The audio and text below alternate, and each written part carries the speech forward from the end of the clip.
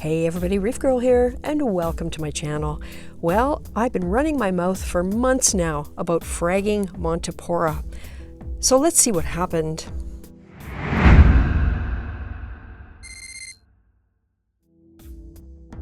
I finally get a chance to use the teeny tiny hacksaw I picked up at Reefapalooza in Chicago last fall. I'm looking forward to using this thing on the Montipora. I have no clue how well it's going to work, but I'm crossing my fingers. Let's get started. The Season's Greetings Montipora, the green one with bright orange polyps, needs cutting back in at least 3 different places to allow light to travel down and reach corals that are below. This thing has grown almost too well.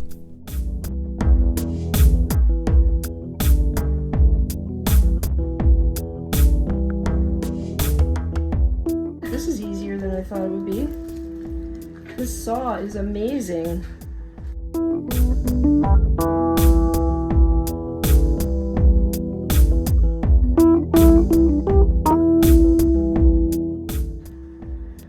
Okay, so we're seeing a lot of slime, like a lot of slime.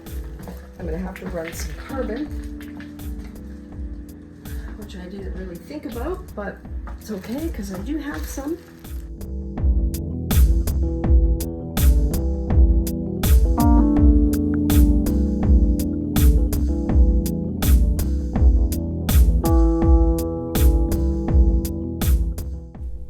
The Season's Greetings went relatively well, and now it's time to take a crack at the naughty spiral. This is a Montipora palawanensis, and I know this thing is really encrusted onto this rock. I'm hoping I can get in there and clear some space to allow the meteor shower cyphastria to grow properly, and also to keep it away from the grafted Montipora. I also need to be very careful of the Turbinaria reniformis. That's the scroll coral just above where I'm cutting. That thing is loose in its mount, and if I hit it just the wrong way, it'll pop off, and it is not going to be easy to put back in place if that happens. Yeah, this is not going well. This one is not going to cooperate. It is encrusted, and I think I've already damaged the grafted Monty by scraping over the top of it like that. I might get some pieces of naughty spiral, but I don't know.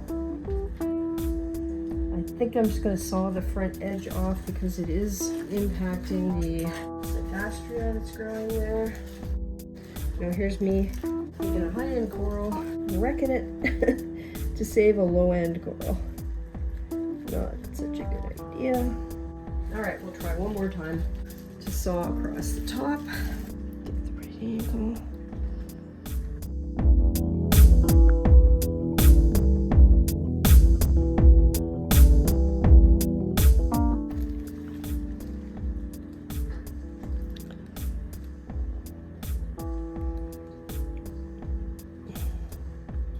Yeah, I'm just getting really small pieces off of here.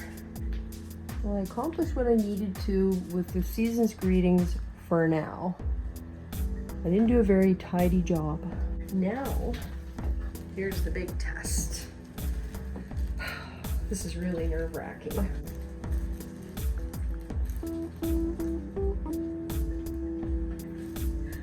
Uh-oh. So here's what happens. Try and frag. You get the whole freaking colony to come off. Well, okay, so here's what I do now. I get this out, I cut off this bottom piece, and then I put it back in the tank and glue it down. So, yeah, I was not expecting this to happen. Alright. Got a good grip on it. There's pieces gonna flake off because it's heavy.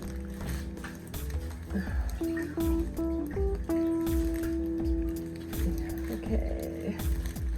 So what do I put it on to frag it?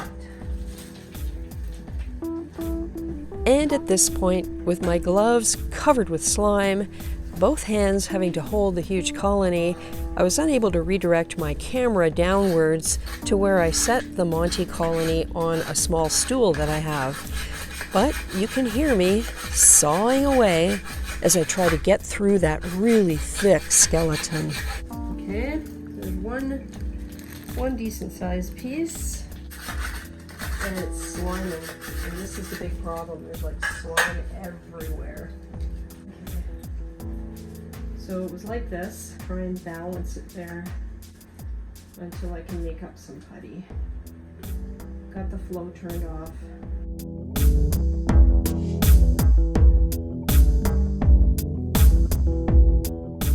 So I've made a sausage of putty, and I'm going to wrap it around the base of the Monty. Okay, we want it to go like this. I really don't know how well you can see it, where the super glue is going all over this spot, putty down around here, plumped up underneath, so that when I flip it over and put it back in the tank, I'll be able to push on the putty and not on the Monty.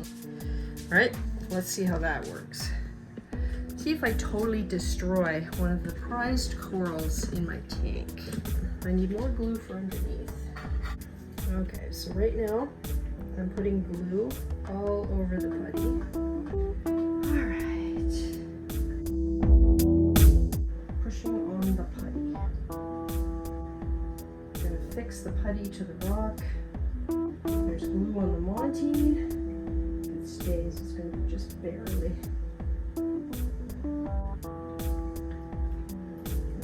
Down? No, I cannot. So this can't stay here. Unfortunately, I blew it. Yep, I blew it.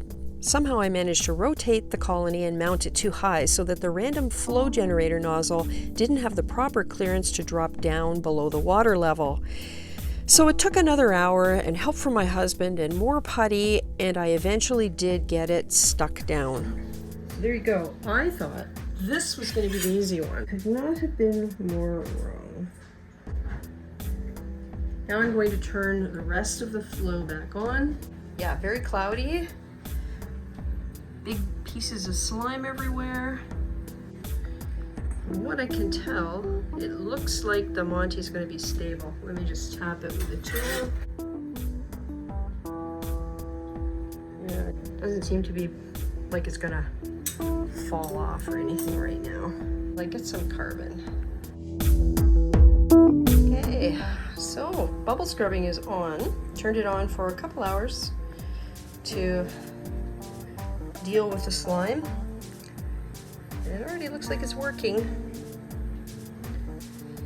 And there's the colony. Looks stable to me.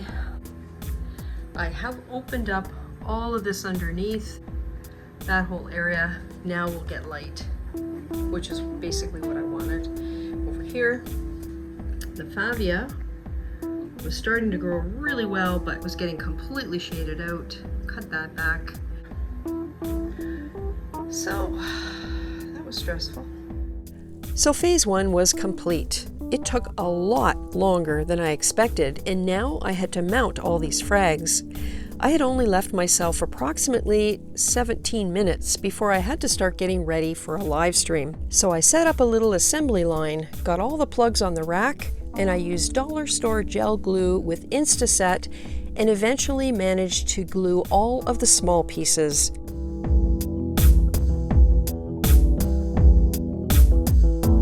So I have big pieces here, so I need rocks.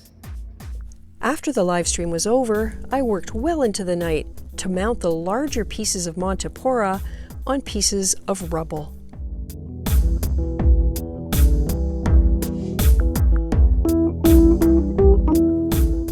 Eventually, I got them all stuck down, and I was confident they were secure enough to go on the frag rack and into the tank. Here we are next morning. These are all the big pieces, and I've come around the corner. They're actually looking not bad. So, gotta be pretty happy with how that turned out, given it could have been such a big disaster. All right, so here's what we have after last night's frag extravaganza. This is the sunburst Montipora colony. Broke off the rock when I tried to cut the bottom off, and I had to reposition it and ended up turning it. So now I get to look at this, but it's looking healthy. So I'm sure it'll grow in. Over here, season's greetings. That favia is now finally getting some light. This edge is ragged, but the sliming stopped pretty fast. We'll see how long it takes to regrow. The back there, I also cut that back. I butchered this because it is encrusted, and there's no way I could get any substantial piece of that off without ruining it. So now we can see what's under here.